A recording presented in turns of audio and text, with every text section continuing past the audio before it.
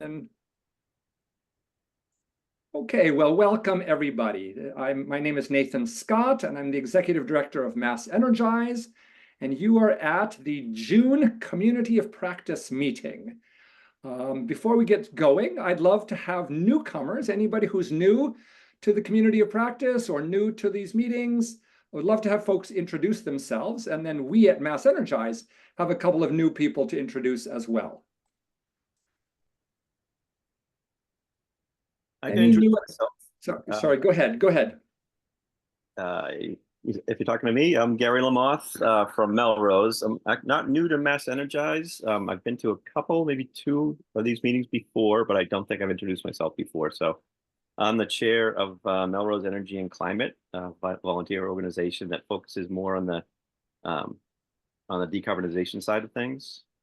And I am kind of the point of contact, primary admin for our MassEnergize site, which we call Melrose Climate Action. So I try to bring other sustainable groups into the umbrella, under the umbrella of MassEnergize and the melroseclimateaction.org site. So as I said, I haven't participated much in the past, but we're trying to remedy that, and hopefully I'll be joining more often on these meetings in the future. Well, great. Welcome, Gary. Thanks for being here, and thanks for the work you're doing. Sure. I guess I could go. I'm Jim Scarsdale. I'm on the Pepperell Climate Change Committee and a group called North Central Climate Coalition, Climate Change Coalition, NC4. I'm basically, we use MassEnergize as the basis for our greenpepperell.org website. And I've been to one or two of these, but it's been a while. So, well, welcome, Jim. Nice to see you. Thanks. Had a nice conversation with Nathan yesterday, or Friday, I guess. Yeah. Great. Anybody else would like to introduce themselves? Okay. Well, I want to give a chance to, we have an intern with us, and then we have somebody who is just going to be starting with MassEnergize this week. So, Will, do you want to introduce yourself? Yeah, absolutely. Hi, everyone. My name is Will Soilemez. I just finished my second year at Tufts University, and I'm interning with MassEnergize this summer. And we are happy to have Will. Okay, and then we have a brand new employee who hasn't officially even started yet, but she's going to be starting this week. Fabiani, do you want to introduce yourself? Yes, hi everyone. My name is Fabiani. I'm originally from Brazil, and I will be the Community Engagement Program Coordinator at MassEnergize. Welcome, Fabiani. Great. Okay, well, are there any other newcomers or anybody else who would like to introduce themselves? Okay, and feel free to introduce yourself in the chat as well. That's totally fine. Okay, well, let's go to kind of our first topic. What we're going to do, and then you've seen this before, but we like to go over kind of some of the updates, some of the new things at MassEnergize. So I'm going to pass this to Talia, just to kind of introduce some of our new features.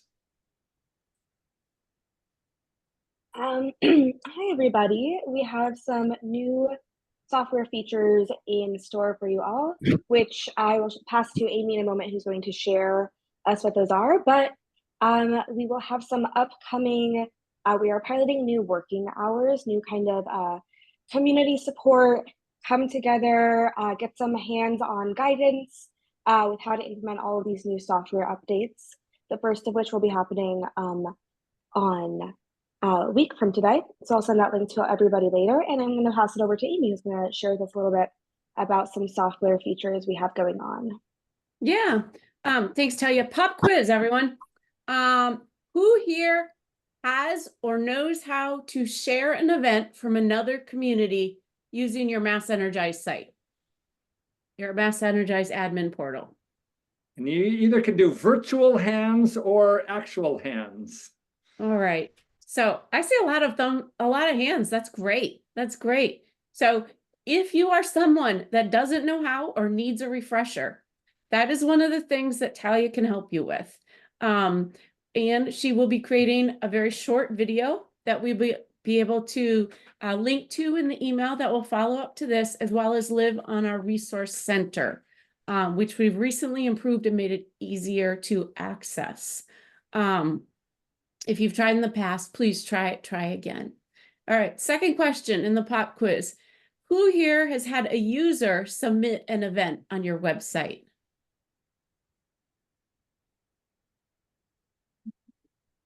Not as many. Not as many. That's great. I mean, it's not great that you haven't, but that means we have something for you.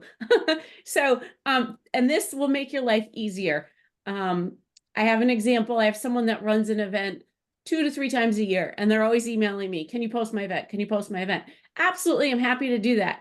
But now I can say, go to your for me, it's Energize Framingham. Go to Energize Framingham, go to the events page.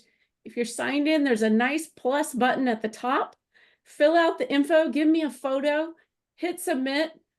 I get an email, I log into the Cadmin portal, I hit approve, we're done. I don't have to copy and paste from an email or have attachments, etc. So it has made my life easier, and I hope that is something that would make your lives easier. Again, we're going to be having a video on that coming out this week, and support. Looks like we're testing our slides coming up. Can you guys see it? Driving. Hold it up. Ellen, are you gonna demonstrate? There we go. Ellen's got the plus sign right there. So if you're on a site, you can just say, go to, they're on the home page, however you do it on your site to get to actions, to get to events, sorry. They just go to events and they end up just bringing up a basic dialogue box the same way we create events. And I too have used this very effectively, and then they just hit submit. Yeah. And then Brad, it comes for us to approve it as the admin, correct? Yes. So, the one thing I would note is that if they say, I don't see one, it's because they're not signed into the site. If they don't see the plus sign, that's the most common barrier I've found. so they have to be a registered user to be able to do this. Yep. And it's incredibly helpful because I have some people who now know that's how they do it. They don't even bother emailing me. They just got some people who always do pollinator stuff. And I got some people, Metrowest Climate Solutions, just post it there and then it's there. And then if I want to share it with other communities, then I can do that. So. And I've been encouraging groups like Green Energy Consumers Alliance or other groups that want to advertise events on our sites to go to Energize Massachusetts, energizema.org, and post events there. And they've come, and it takes a second for me to read it, approve it. And then it gets shared. If your community has nudges turned on, your users will find out about it within a day or two. Just to be clear, Brad hasn't been telling anybody they can advertise on our site. Only people who have events that are in concert with ours. So, of course, right, Brad? Well, anybody could. I'm not going to prove it. Okay. WWE or something. Right. Okay, well, yeah, so we're, as you all know, we are constantly, trying to make updates, trying to make your lives easier. These are just a couple of the more recent software improvements, and we'll always just let you know what those new improvements are, at both here at the Community of Practice, but also kind of letting you know through other means as well. So, Amy, were you going to say something? Yeah. Yeah, we have one more preview of coming attractions in this time. In this case, some communities have a site already established, whether it's a WordPress site or just a website for information, and they want to be able to better integrate between a MassEnergize communities site and their pre-existing web page for information. We heard that response. We were generously offered a small amount of funding to make this change happen and happen quickly. And so we are responding with that, and we should have a way for communities to be able to do that in the beginning of July. So stay tuned for that.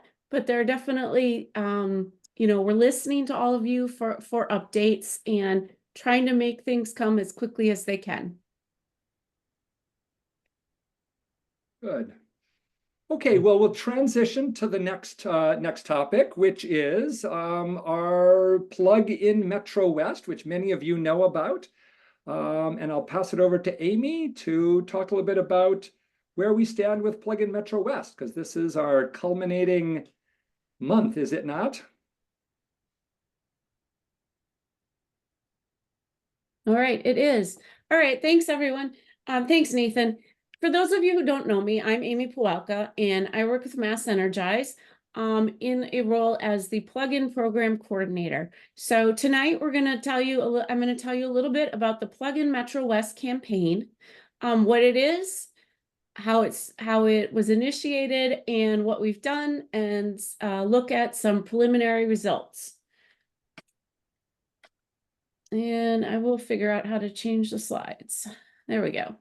So just a quick introduction to the concept. This really was designed by MassEnergize as a pilot to test various features of a multi-community outreach campaign. So we hadn't done this kind of work before, working across communities, really conducting outreach and trying different elements. So that's what this is designed for. And we were generously funded by a state allocation courtesy of Senator Jamie Eldridge. And the campaign ran from November 2023 to June 2024. And you'll see that's inclusive of both planning phases and the ongoing active campaign phase and evaluation. And it included 4 communities, again, just as a pilot. Those are Acton, Framingham, Natick, and Wayland. So I listed below some of the components that we tried out during this campaign, and we're going to go through those over the course of this presentation. If people have questions as I go along, I am happy to take them as they come. Okay, and next slide. So I split the presentation into manageable bites. So into the preparation phase, really the campaign phase, and an evaluation phase. So this slide outlines our preparation phase. And it ran from October through January approximately. And what you'll see in the middle column are the activities undertaken by the communities themselves. And the communities were composed of both a municipal sustainability staff person and representatives from a community-based organization. And then in the far right column, you see MassEnergize support activities. So kind of what's going on behind the scenes, you get a little glimpse here, and then what was the ask of the communities. So you can see in October to November, it really was, okay, gathering our people, knowing what kind of assets we have in different communities, and those refer to your communication channels, who your volunteers are, who your coaches are. And then the first thing we did as a group was to create a survey and to market that survey. And the survey was titled Creating Healthier Communities Together. And that survey ran, and it was a question on awareness, barriers, and benefits for the 3 technologies featured in the PlugIN campaign, which are solar, heat pumps, and community solar. That survey is still open and active. If a community is interested in using it, we would be happy to share that. Just get in touch if you wanted to use it in your community, and we could talk a little bit about what that means. So in January, we did do a municipal census mailer in our communities, which is an important piece of information going out to all the residents in your community. And we worked with the communities to do that. And I'm going to go through the rest of these as we go through the slides. So, but you can always refer back to this. So one of the things we did was to create a new website. The classic MassEnergize community sites really are designed to be for usually one community or maybe a partnership, a very close collaboration of like minds across a number of topics. And we wanted to take the chance to try something a little different. And so we built our wonderful software engineers built a new designed website. It's available to you at pluginmetrowest.org. This is just a screenshot from it. But one of the things it did was to feature a little bit different look and layout for the technologies. So at the beginning, we had our map, the PlugIN Metrowest map, which actually we got a lot of positive feedback on this map at the top. And then below that, we feature our 3 technologies that I mentioned, and also a link back to all your MassEnergize communities, because we recognize that these are only 3 options for people. Communities have a lot more to offer. You can go to each technology in more depth to a separate page by clicking on Learn More, or going directly down to look at our vendors lists with the quote button, or to get help from a coach with a coaching button. So this is an example of the community solar page, and I believe I've shown a lot of this before, so please bear with me if you've seen it before. What we've tried to do now is incorporate a little more of the interactive features of social media as a trial. You know, how many people are going to go like something or share it, and be able to have other people see how many people have viewed it. This screenshot was from probably a couple months, at least a month ago. So hopefully those have gone up. The other thing that you can do here is you can leave a comment, and a comment is different than a testimonial because it's short, rapid, no photo. You can see Ellen and I both were commenting on community solar. And finally, like your community pages, we offer a place for testimonials where you can have more description about what you did and a title. We have links to specific incentives. For example, on the heat pumps page, we have a link specifically for heat pump water heaters. And then we have a section where we show who's doing coaching in your communities. Okay, so that's the overview of the website. I encourage everyone to check it out on pluginmetrowest.org if you have not done so before. That was really one of our base pieces of setup.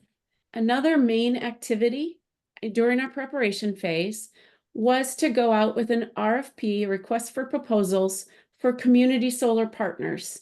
And the reason we did this is because community solar is a pretty unknown and new technology, and it's really wonderful to be able to recommend specific vendors to people when they come in and ask. And we wanted to do that in a fair way, and also provide the best value for people we are providing information to. So we worked with our municipal partners to develop a competitive request for proposals. We received applications and reviewed them. The RFP required that each of these companies have no sign-up fees, no cancellation fees, and that they have available space in their current community solar projects. And we also looked at the best deal that they were getting, the highest discount for their subscribers. So we selected 2 community solar partners because the market is easily split kind of into two portions. So we selected Nexamp, which provides a 12.5% annual discount on those solar credits for people that are what they would term market rate, which are those people that don't fit into the next category, which are folks that either live in a state designated environmental justice neighborhood or qualify as a low income household. And those folks are being served by SunWealth, who offer a 20 to 25% annual discount on those community solar credits. So we selected our partners, posted them on our website, and then we set to work getting our campaign going. So this is the campaign active phase that I'm highlighting here. Started about in February, and we're still running here in June. Same setup as before. The community activities, what communities are doing, are in the middle column, and MassEnergize is on the right. I want to emphasize that across all these months, the communities were hosting events, webinars, participating at large community events, or hosting in-person events, as well as trying to do some marketing with the materials that we're going to show you. You can really get an outline of what was going on. And again, this is just an outline, so it's a helpful to go back to, because I'm going to walk you through some of the pieces that we have developed and actions we took. One thing I will highlight is right now we are working on sending letters of eligibility or information really that someone might be eligible for community solar to residents in environmental justice neighborhoods and those low-income residents that any community choice electricity aggregators are able to identify. Amy, just to clarify on that. Yeah. We're trying to send it to EJ neighborhoods, but folks on the R2 rate, is that what we're trying to do, right? Yeah, I think a lot of people don't know what the R2 rate is. Yes, I was just but- gonna say that if you're a lower income household, and are you then are eligible for a discounted rate from the utilities known as the R2 rate, and there are lists of people on this R2 rate. So we're trying to target a mailing to people who either living in designated EJ areas or we know to be a lower income household for a variety of mechanisms, the R2 rate being one of them.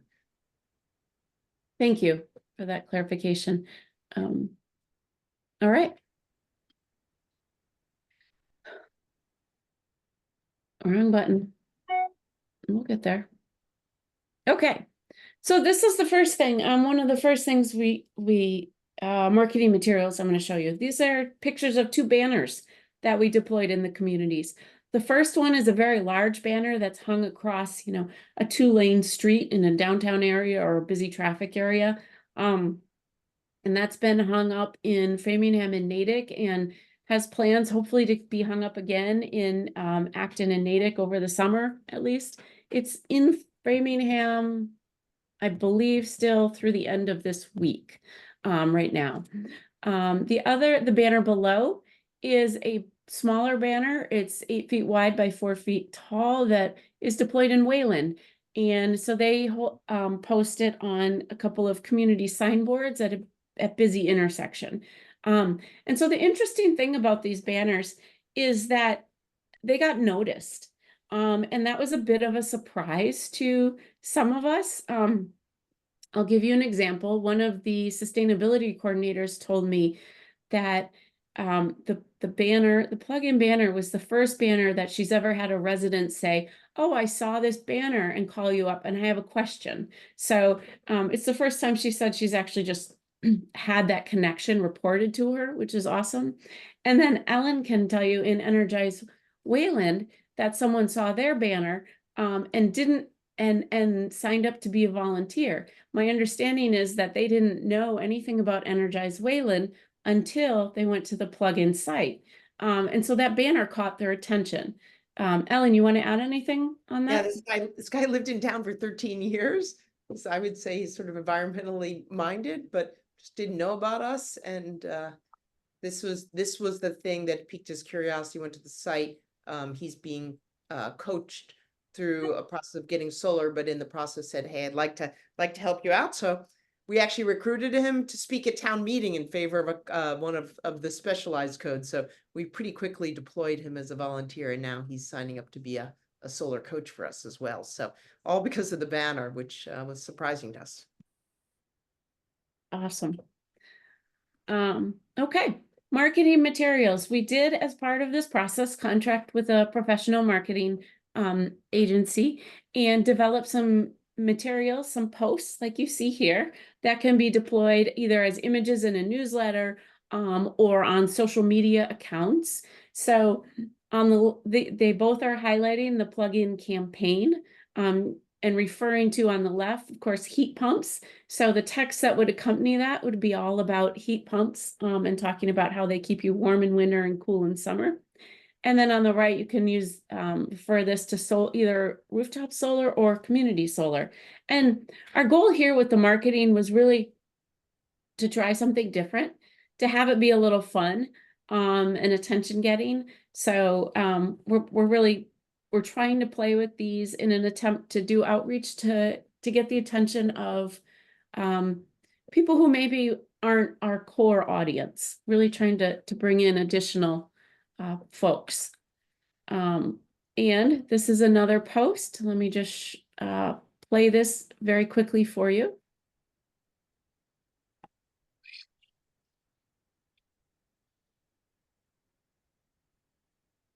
So then in the Amy, text, we couldn't hear the sound when you oh, shared. you couldn't hear it. Amy, Oh, when there's you something shared you have to do. You have to click that box. You can unshare and then just reshare again, and it'll pop up, and you have to hit the dialogue checkbox that says share my audio. Okay, let me try that.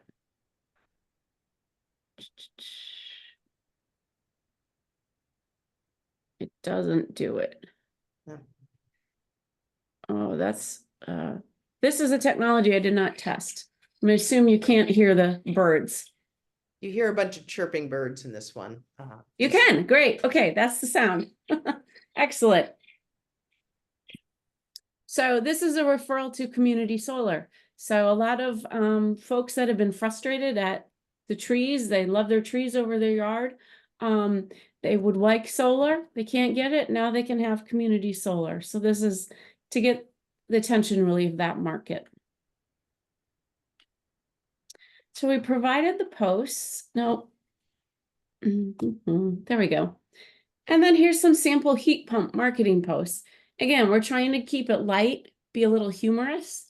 And so modeling on a game show on the left, and then just being a little funny on the right. And we had a lot of communities liked these posts. We did learn a lot in deploying them in terms of the ability of communities to both post just general posts, but also to advertise about events. That was a bit of a conflict in terms of attention and ability to really do a lot of posting. So it really has helped revise our expectations around social media for future campaigns. Just the amount of posting that can be done and the pace. A professional marketing firm comes in and they want to do something new every month, and they think that it's going to be going out. You're going to be doing 3 posts a week or what have you. And that just that turned out not to be realistic naturally for this group. Okay, speaking of events, one of the things that also we did was to share events across all our communities. So this is just a slide about some of the events we shared. And they ranged from everything from in-person home tours to webinars on community solar, home solar, and solar with batteries. We had a lot of events. We had hosted across the communities, a total of 24 events that showed we reached almost 400 people because we had 394 registrants. So we know our message reached at least that many people, and almost 300 people actually attended one or more event. You could see the distribution of events by technology type. We just had the most events on community solar because it's relatively unknown. So there was space to be able to do that, as well as having a little bit of a lighter lift in terms of the technical implications of answering questions there. Heat pumps get complicated when you get into what kind of system you have, what to replace it with, etc. Anyways, that's just a little bit of my take on that. When we had people come to this event, we had them take a quick poll. Who are we reaching? So we asked them to rate your prior knowledge on the topic. You can see the question at the left and some results on the right. So this is across the events. And you can see we're reaching a variety of people. It is encouraging to see the number of people who really the information is new or they know a minimal amount, because those folks are really just starting their education about a particular technology. If they have some familiarity, often they're there thinking about having a specific question or considering the option for their own personal residence. And we are able to support folks with specific questions through coaching, which we'll also get to a little data on. I just want to make a point about what Amy's saying. So this was Jillian and Natick who really pushed us to do this and said, I want to know through these events, we're just talking to the same old people we're always talking to, or reaching people that we haven't reached before that don't know that much. So I was like, well, that is really good. That's what we all are trying to do, get beyond the choir, right, guys? So we said, okay, let's really be good about using an evaluation tool that will ask that question so that we can know that.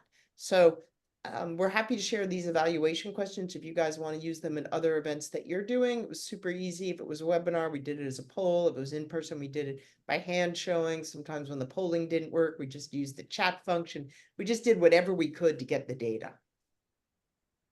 So there was a pre and at the end of the webinar, and sometimes we were not so good at showing these last questions before people started to sign off. So I'm reminded that you should do these last questions when we're like 75% through the webinar, because people sometimes bail at the end of an hour. Okay, Amy. Yeah, you're absolutely right, Ellen. And it's really easy as an organizer or a speaker to forget to do the poll questions. So when I have a webinar or whatever, I put a reminder slide in for myself that everybody sees, we'll do our poll questions now. So, but these are two of the questions that we asked, 2 or 3 questions we asked at the end of events. So did you learn something new in the upper left? And on the lower right, do you feel more confident to take your clean energy project to the next step? Sorry, the title got cut off. So you could see most people really did learn, everything from a little bit to a ton. So people really were learning. So there's a lot of education going on, and that a lot of folks feel a little bit more confident in taking their next clean energy step, which fits with some of our newer users. Maybe it's the first time they're learning about something. They're not quite ready to take action.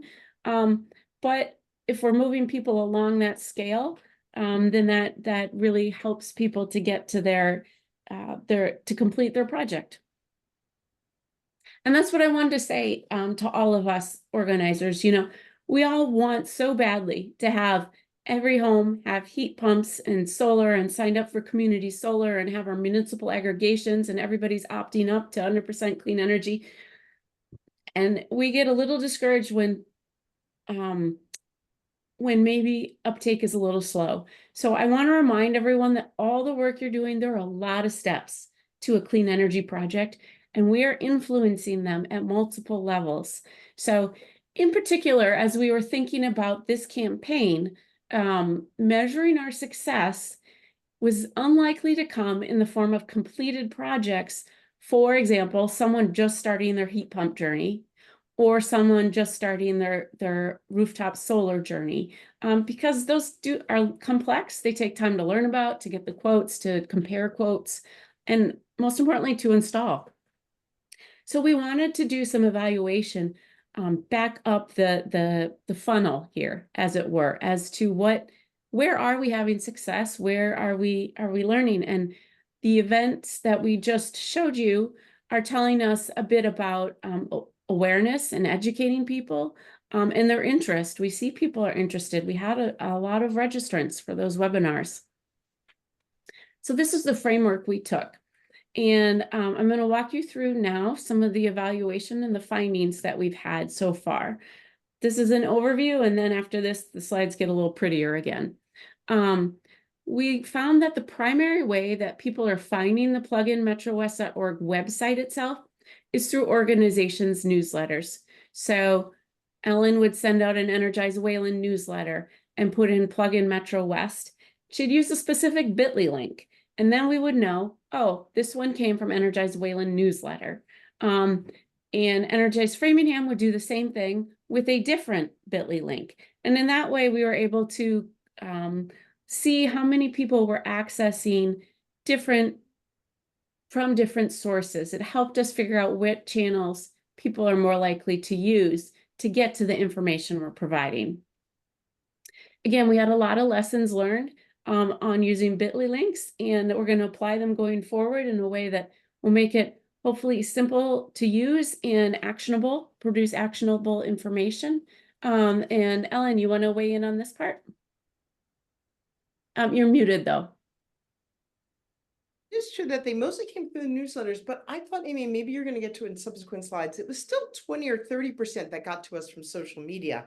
So like, it did seem like social media was still pretty important. So I don't want to discount that because our newsletters tend to go to people who already know us. And part of what Yeah. we were to do is get to people who don't know us. So maybe that's coming in subsequent slides. Yeah, thank you, Ellen, for pointing that out. And actually, I did neglect to put that slide in here, so I'm glad you brought that point up.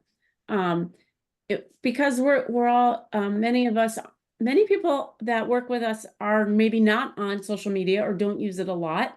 And so a lot of us are unsure what effect it really has. So we did try to have every community hopefully do one social media channel.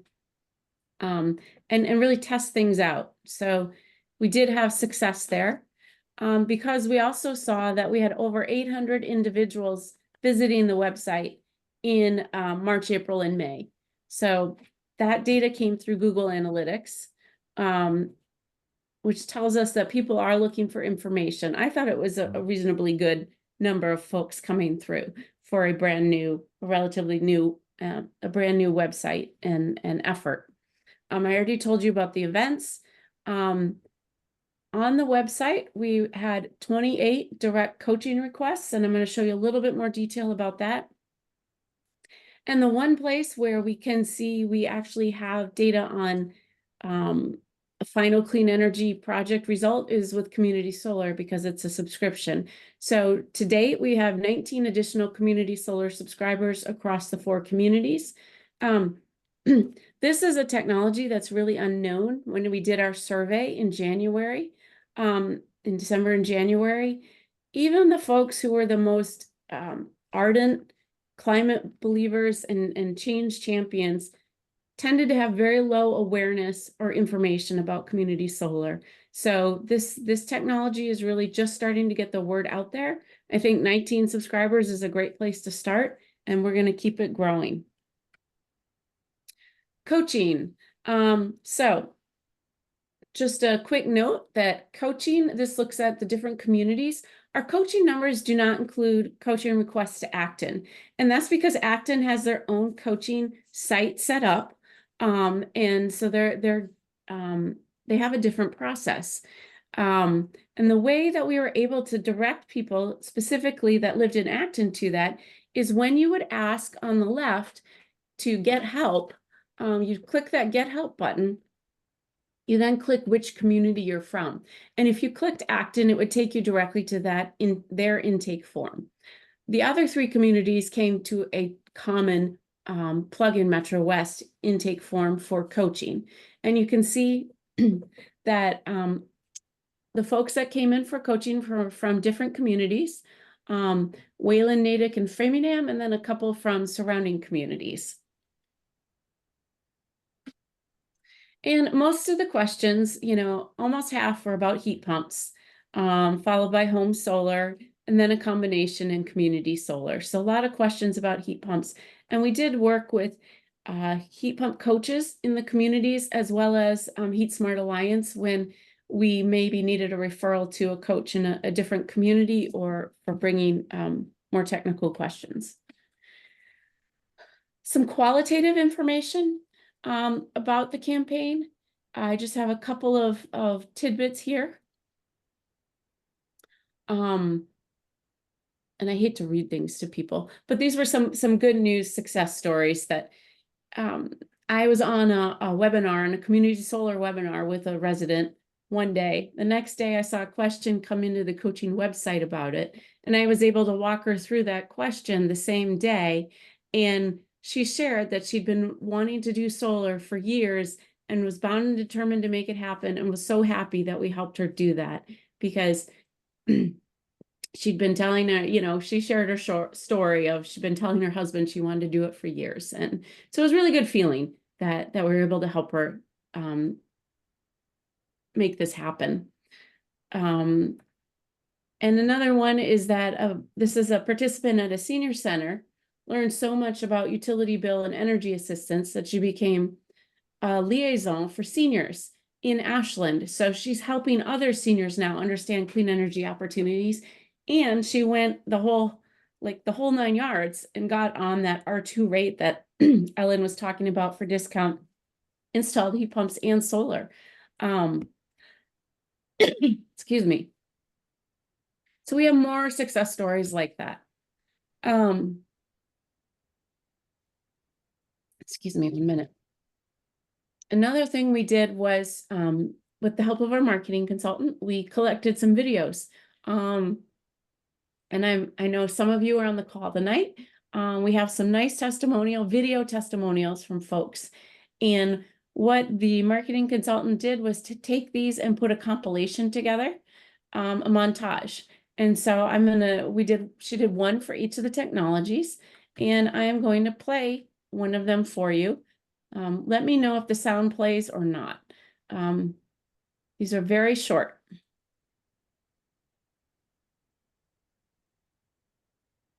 No? No. No Oh. sound. All right, we'll go back to reshare once we're on this screen. I will restart it. We have solar in our house. The first time we checked on the front, we couldn't have solar in the front. The technology changed, so we now have it front and back. We have had so many months where we pay no electrical bill at all. It's been really exciting. So that is an example. Oops. There we go. Of one of the videos, the montage testimonials. For solar, we also have them for heat pumps and community solar, and we will be working to deploy those, as well as to keep our PlugIN Metrowest website up and live. It is staying, it is not going anywhere. I encourage you all to check it out, as I was mentioning. And I am happy to take questions or have discussion with folks. Yeah, so great, Amy, if you could stop sharing. And then, so there were 1 or 2 questions in the chat, which I'll read, and then I'll give other people a chance to think of their questions. So Mike wanted to know, how much did the large banner cost?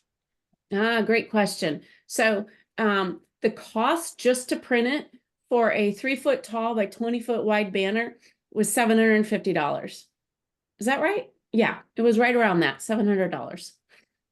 The Okay. smaller ones were less, Amy, right? The smaller ones were less, yes. A couple hundred. Like 200 or 300. I thought they were like 250 is what I remember. Yeah. Okay, and then Alex, I think, wanted to know whether some of the, Alex, was it social media or some of the other posts, were they made in Canva, and can they be shared? Or any other tool where they can be shared. Yeah. Great question. They were made in Canva. By hiring this consultant, we own rights to them. And so we do have the Canva files that we are looking to use with the MassEnergize communities, and have the ability for communities to add their logos and change up some of the text. So we were thinking ahead and going to make these useful in the future going forward. I think the intention is that we're going to try and have a resource library of these kinds of posts that other people can tweak and deploy. They really were intended mostly for social media. We sometimes use them as little clips in newsletters too, Alex, but they were most effective in social media, I thought. We've got a pretty active social media manager in Milton now, so as soon as you're ready to share them, we'll try them out. Awesome. Great. Okay. Other questions about the heat? Yes. I think it looks like there's a question here about Bitly links. So Mike's saying it'd be cool to have a deep dive on how to use Bitly links effectively. Point well taken. And I think we got some lessons learned where we did a little overkill and we burned ourselves out a little. So I think it's part of our lessons learned. So I think, that's something we could do like in a September community of practice kind of to walk people through how to do that. Yeah. Okay, Rob, did you have a question? Yes, I have a general question. I'm very impressed by this plugin event, and I've talked to Amy about it. And my question is really, how is this going to be integrated with the rest of Energize, MassEnergize? And since they're not really quite the same and they have different purposes, and I know you guys spending quite a lot of effort and energy on doing this, and when are we going to find out what the next step is? It's a great question, Rob. And so as you pointed out, we have the plugin campaign page. If we're just talking like right now for software, if we just look at that in isolation, the campaign page has certain features and the community websites have other features. And both of them have pros and cons and different uses. And we are working in software to really try and take the best from both and eventually move them back and forth or try and refine, based on our experiences. But that's only the software piece. I think that our idea is that communities will be able to use whichever service is most appropriate for them at the time. So if you have a group of communities and they really want to focus on a particular technologies, like the plugin campaign did, that is probably the better tool for that group to use. If you have a community that really wants to focus on building its organizational structure and volunteers and its outreach and awareness in its community, the community page might be a little bit better tool in that regard. So it depends on your goals. If you're talking about joining actually PlugIN Metrowest, that is a conversation under active discussion. And we, like I said, are not taking the website down. We have these tools in our library now. We have been told we have funding allocated to continue this, and we are waiting to ensure that that is true before we make any promises that to communities. Nathan, would you like to add to that? I actually just wanted to chime Ellen in. will share something. Yeah, so Rob, the way I think about this is there's software and then there's support for deploying campaigns. So I think Amy did a good job of describing the two software. I think this was an experiment we're learning. I think over the summer, we're really going to digest this, but the campaign page is set up just like the community page where you can put your own content and load your own stuff. And that will become available to communities, but probably not until the fall, until we sort some things out. But the other thing that this was an effort for us was to go beyond software and to see, could we develop marketing materials? Could we come up with strategies on how you get the word out? Could we track things more effectively on what happens? Could we do events? Could we learn from all that? And I think we've done a good job on that, and we've learned. So we've now are honing to say, what would those services look like for MassEnergize in addition to software? If we were going to say Ashlyn wanted to like run a campaign, how would we support you, and how much would that really cost us, so that we could figure out how we could co-fund that with you guys. I don't think that for the software fees, it would allow us to support running a big campaign. So we're trying to figure out what it really cost us to do it, of what we can, bank from this one and use over and over again to reduce it, so that we could then work with communities who want really more capacity, just more people hours, Rob, to help, do it, identify all your outreach channels, coach you through doing social media posts, help you do events. So I think there's software, and then there's actually running campaigns, and we've learned some here, and we hope that's going to be the kind of service we can offer you. And we're just kind of figuring out the costs of that and figuring out how we can maybe look to collectively fund that. Yes, and in particular thing I've been thinking of is like the RFPs that you guys are doing for vendors. We have a lot of condos in Ashland, and we definitely have interest in community solar. We're definitely interested in vetting and coming up with people that do a good job there.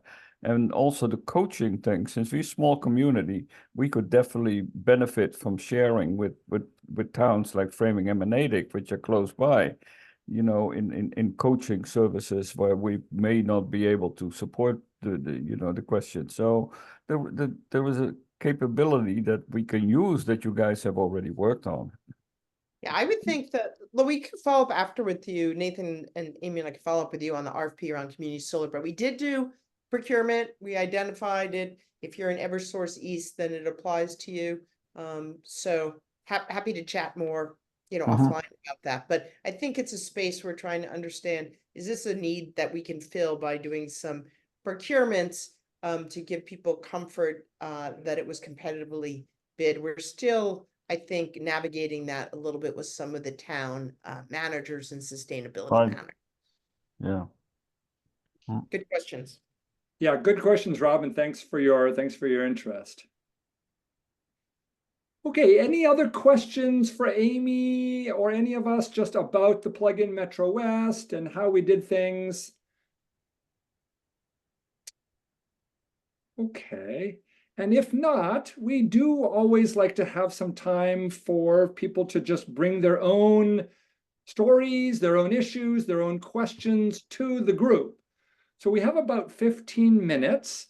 Would be happy to hear from any of the communities, how it's going, what your thoughts are, what questions you have, what issues are coming up, just as a way to share and then maybe get input from some other communities.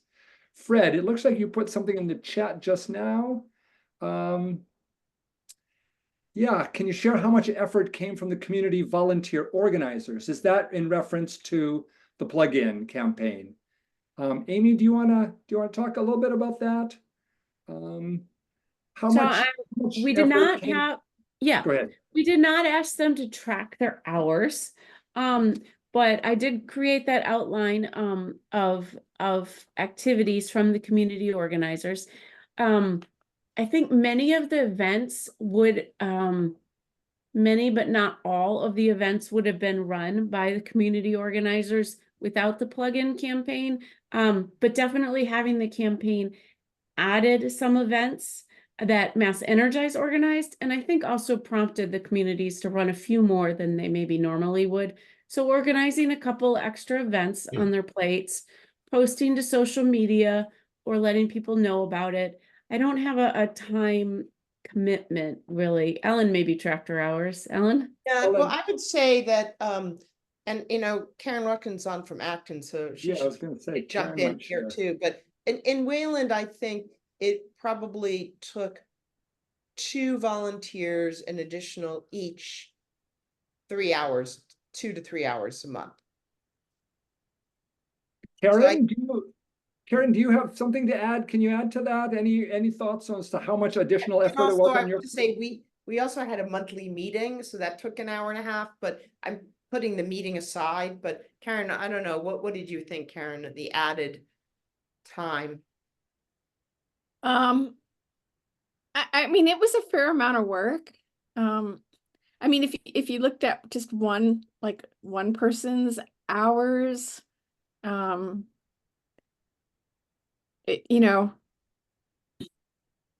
posting stuff. I mean, first of all, getting graphics ready, lining up the events, posting stuff. It was a fair amount of work. More than 3 hours a month. I would say at least 15 hours a week, maybe. But Acton did a lot. We were trying to we tried to do this sort of theory and praxis thing where we had each month a talk and each month a clean energy home tour. And it was, I mean, it was really great. I mean, I think the community really appreciated it. But it did take a lot of organizing, but that's a good thing. If somebody's I think willing you to hear do the it. range then, like the range from Wayland that has kind of this machine built out. Like you guys have it down. You have a community organizer, you get something, you get the word out, you have people commenting on social media. You don't have to develop much process. Like, and that's what I say, it takes a lot of time, right? So Lynn Garone, Lynn is one of our organizers in Wayland. And so when we would do something, we do our social media posts and we get the word out to all the newsletters. I'd write the content and I just ask Lynn to share it with 20 other groups. I don't know, Lynn, how much time does that take you a month when I ask you to do that? After the first month, it was really literally 15 minutes because I already had all the emails set up and sometimes I ran into some problems because I actually use a work computer and it's not always happy when I cut and paste some things. But other than that, it was really nothing. Probably would have been less time if it wasn't for that. Okay. I had the chance to go Yeah, to go ahead, Megan. I had the chance to go to one of the monthly meetings, I think it was, and Medfield was not involved in this at all, so I was just observing. And it really seemed like a great group and a fun way to be working together on a single topic and kind of motivating. To just know that, okay, we've kind of got these deadlines, we're trying to keep up, do this, do that, and what other people were doing in the other towns. And I wonder if my perception is what you saw, Karen and Lynn and Ellen and Amy, or because I just wondered if there was the benefit of doing it together with some other people at the same time, besides the, content.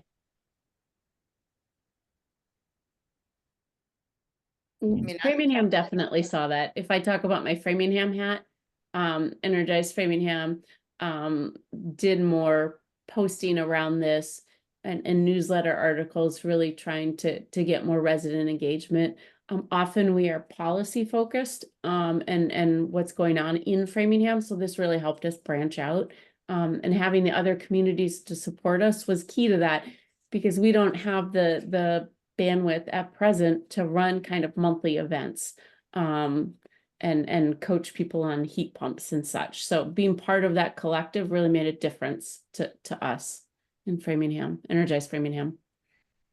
Karen, I think you might have had a different experience. You want to share that?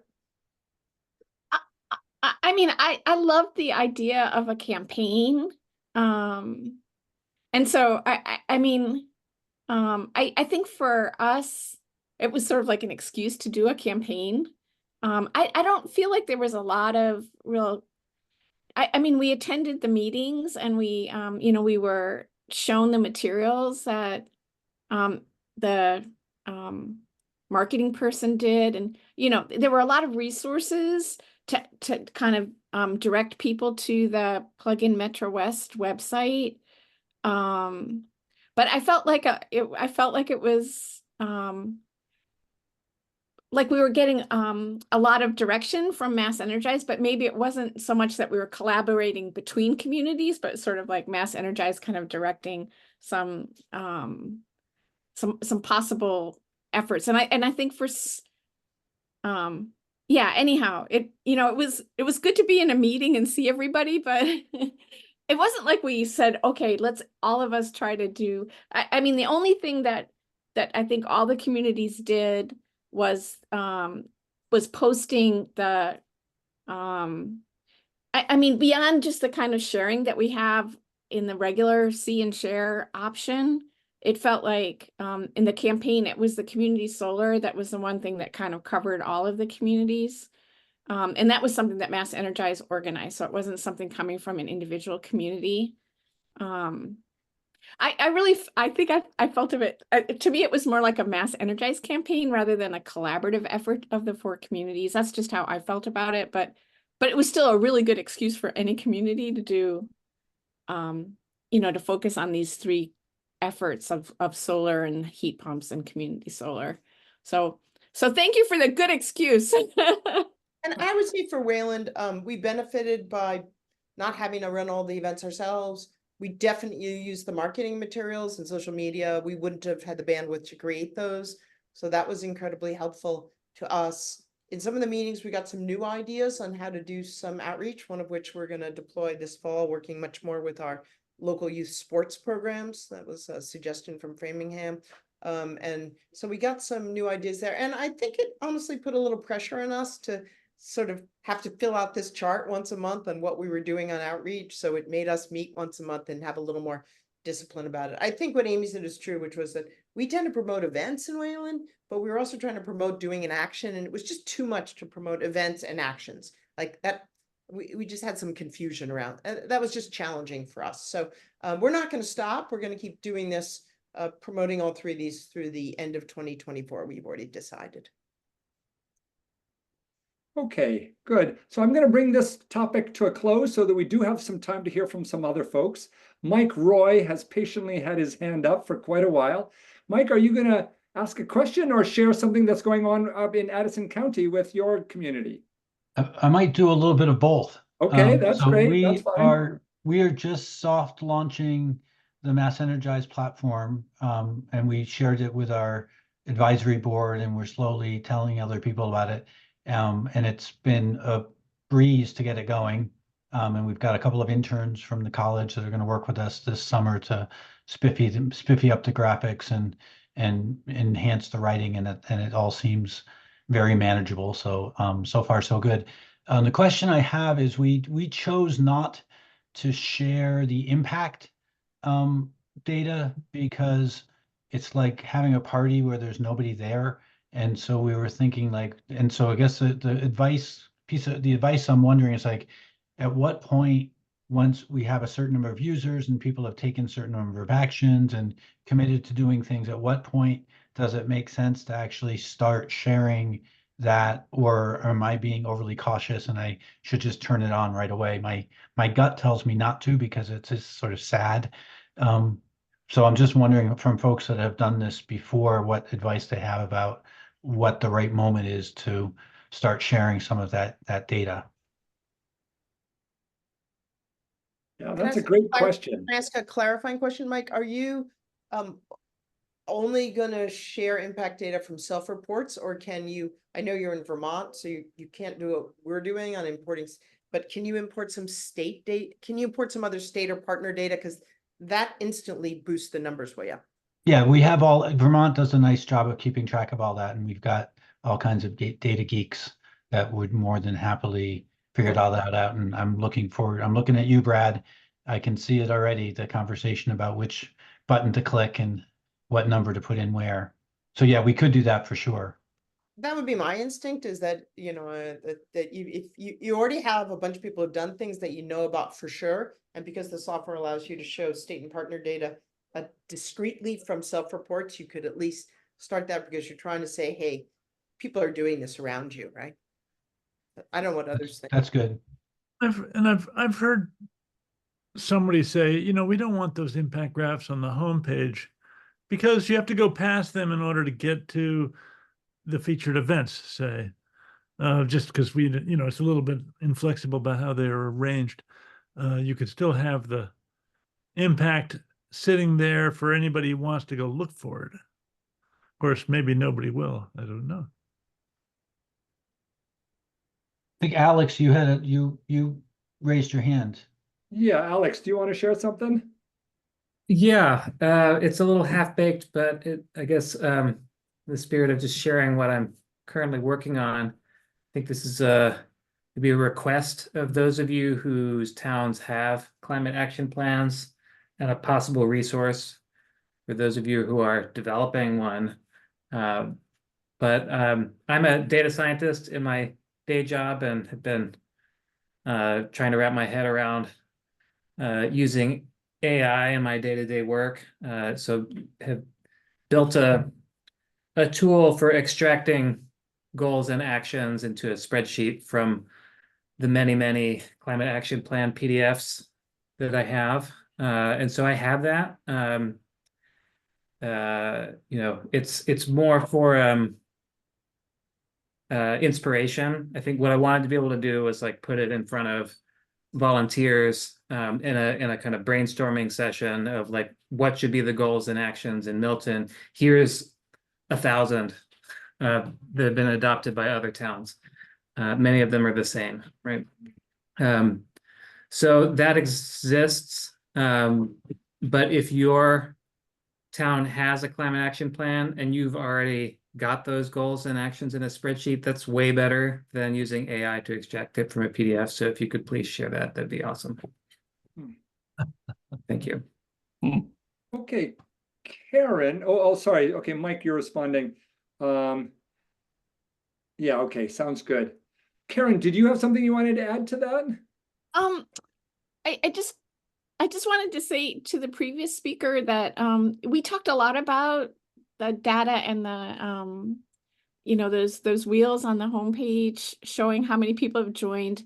And we decided not, there was a piece of the data that we decided not to show. And I wish we had kept it, because I think like now it just seems hard to get back to it. I really don't know. I mean, I'm curious to know if other people feel that whether those, you know, those measurement donuts really influence people or not. I feel like most people go to Energize Acton because they're looking for information, and they're not really so focused on how many people have joined the website or not. So I don't know if it matters. My gut feeling would be to keep it. I think, you know, we talked about this in Green Pepperell. I mean, we're still like, I guess I feel like we're kind of still in our infancy in actually getting data in our Green Pepperell website. We haven't gotten many users. We haven't gotten much traction yet, but we were very reluctant to put the numbers up that, you know, if we have nobody that's registered, we don't want to show a bunch of zeros because it looks like we're making zero progress, you know, and even people have, you know, done a lot of work and stuff, and yeah, maybe we are making zero progress, but I don't want it to be out front and advertised to everyone. You know, Karen, one of the things I was talking to Brad about this, so Brad, apologies for repeating myself. I've been actually pitching our website as kind of Strava for your house. So it's like a fitness app for making your house fit. And so there's ways in which this data, if you think about just watching what your neighbors are doing, watching what your friends are doing. And so one of the things that's interesting is like Brad and I were joking about adding like a kudos button to the screen so that people could, you know, give kudos to their neighbors for adding the heat pump.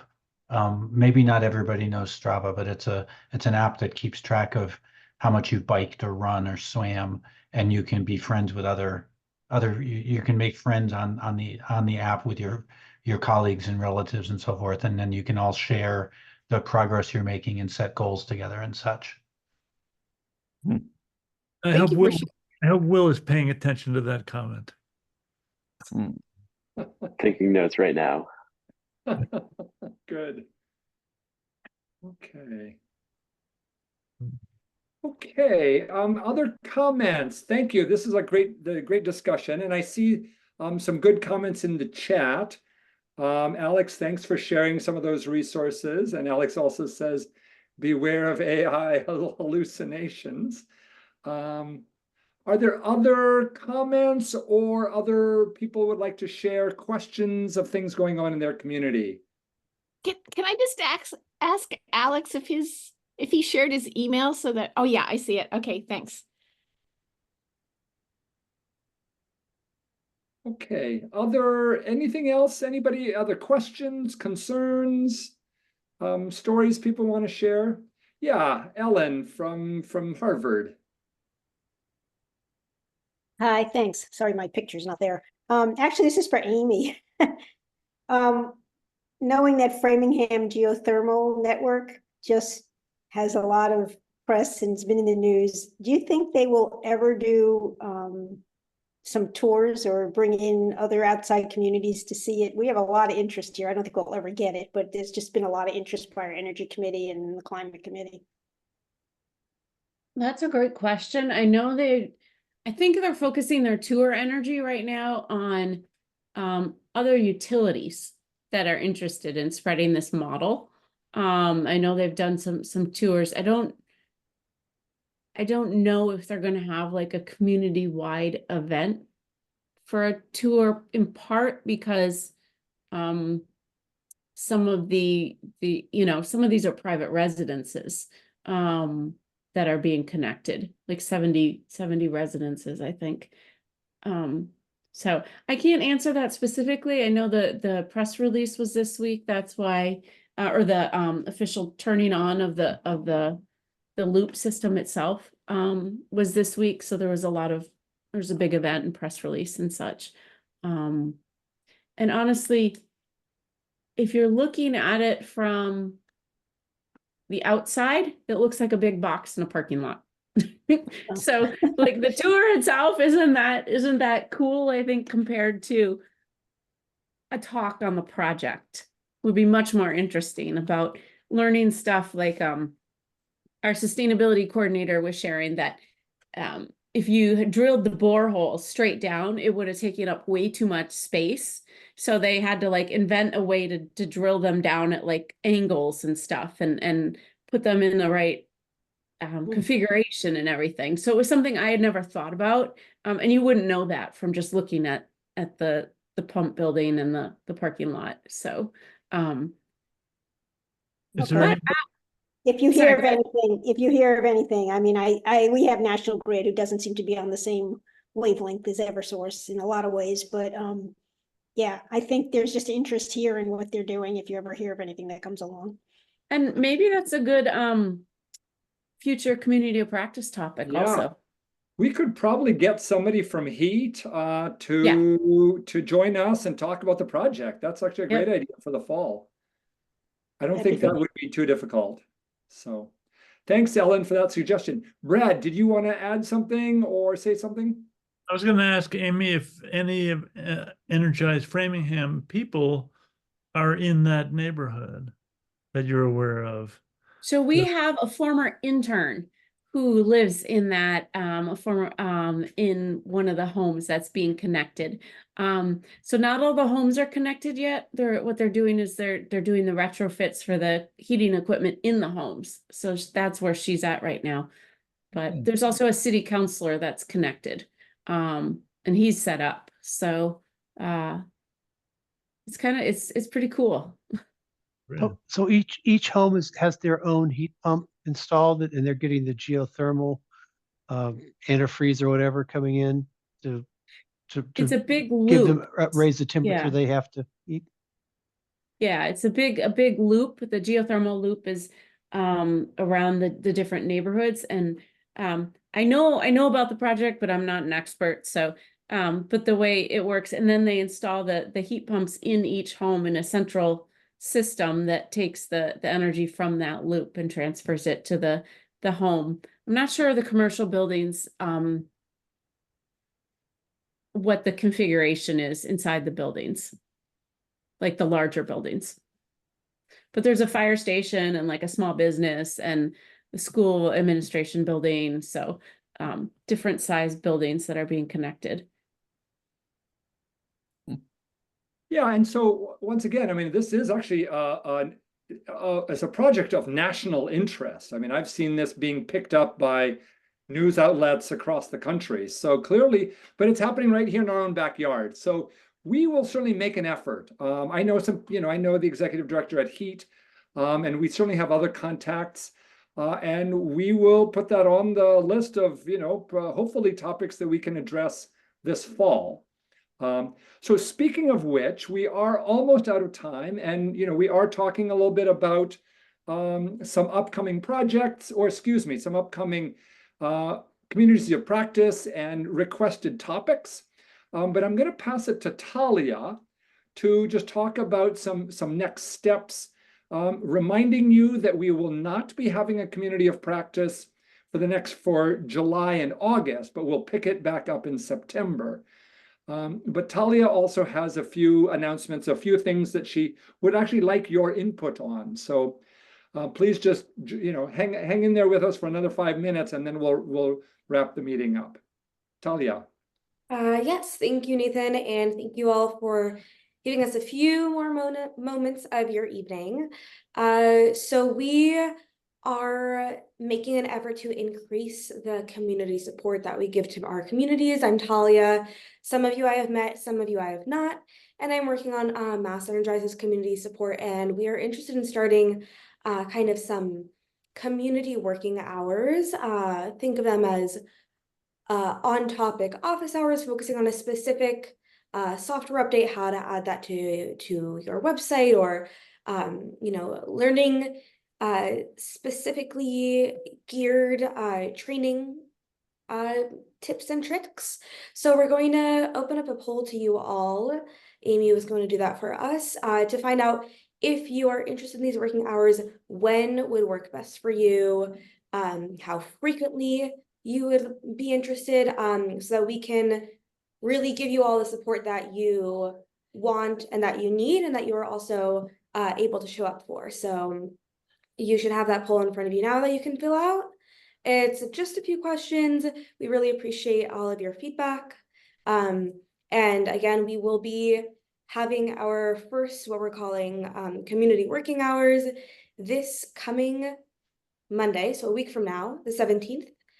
Same time as this meeting, 7:15 to 8:15. I'm sending that link in the chat right now where you can register.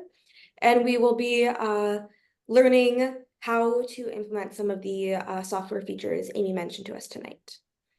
And related to this on topic, we will be sending out an email tomorrow. We're working on getting out the 3 main contacts from your communities, people who should be our go-tos. So that's something we need some help from you about. So you'll be receiving an email from us tomorrow or later this week. Just respond with 3 names and their emails of your main community leads and contacts that we should be in touch with. Okay. And I'm assuming you've all received that poll and have filled it out, and we really appreciate your feedback. Has everybody had a chance to fill out the poll? No.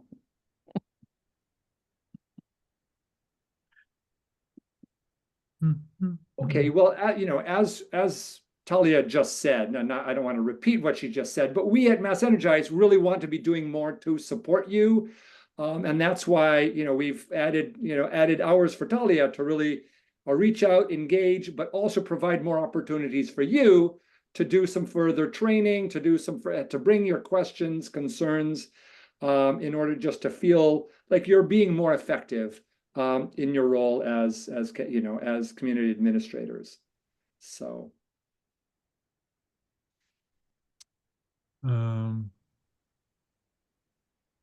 Okay, and we have a request from Mike Roy, just for more people to join the Slack. We do know that not as many of you as we had hoped would join the Slack, but Mike is making his own plea for folks to join the Slack. And then I see, Wendy, your comment about office hours would be very helpful. So please, be sure to get a sense from Talia when those office hours, and state your preferences of when those office hours you'd like to have those office hours. So. And those could even be, twice a week. One's on Monday and one's, at noon during your lunch hour. Yes, Wendy. Yeah, go ahead. I just wanted to, this is sort of a question about Slack. Maybe I just find it hard to find things like certain topics that may have been answered a year ago. Am I not looking correctly? I mean, it seems like I might have a question and somebody else has commented, but I don't know how to go back except scroll.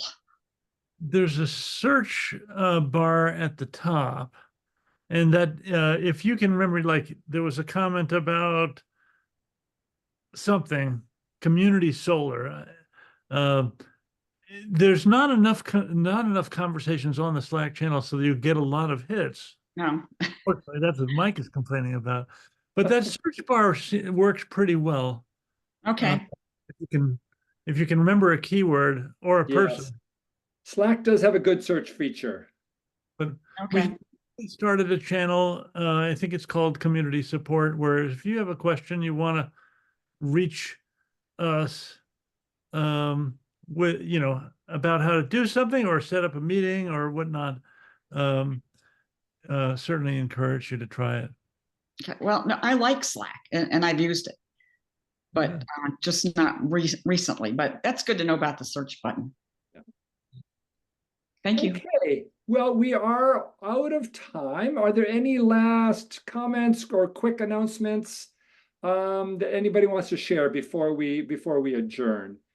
Karen has put something, a request for some support for a Mothers Out Front campaign. I think many people, if you don't know about it, please just check the chat. Karen just posted something.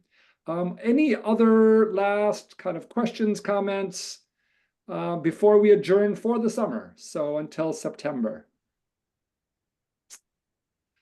Well, thank you all for your presence. Thank you for the good work you're doing. And always, as always, please be in touch with us so that, you know, with requests for how we can better support you. So thank you very much. All right. Good night, everybody. Night out. Thank you.